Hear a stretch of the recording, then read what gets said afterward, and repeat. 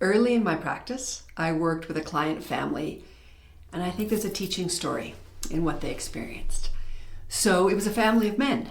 Mostly it's women who come to me, but this was a family of men. The grandfather came to me because his son, who was a single dad of 2 sons, was dying.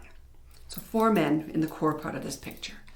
And the grandfather was supporting his son and his grandsons.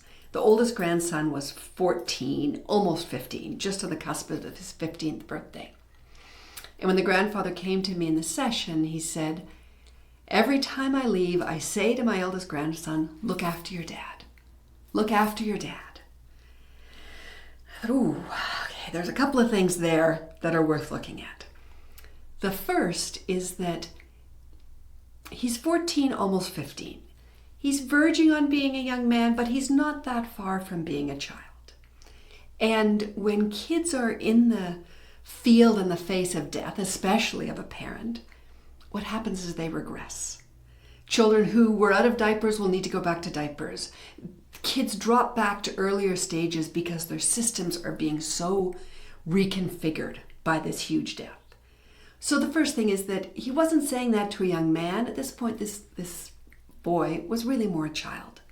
Too much to ask of a child. It's too much to ask of anyone.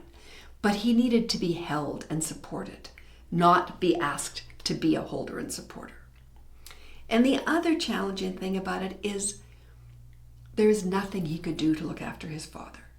The grandfather was meaning well and trying to bring hope and structure to the system, but the dad was dying. Nothing the son could do could look after him. Much better to name what's true, which is this is really hard, and I bet it's frustrating that there's nothing you can do, and that's okay. There's nothing any of us can do, so don't try and do something. With people in general and with kids in particular, we really want to set it up for success. Even if the end result is that someone will die, there are ways to be empowered and have agency even during that process.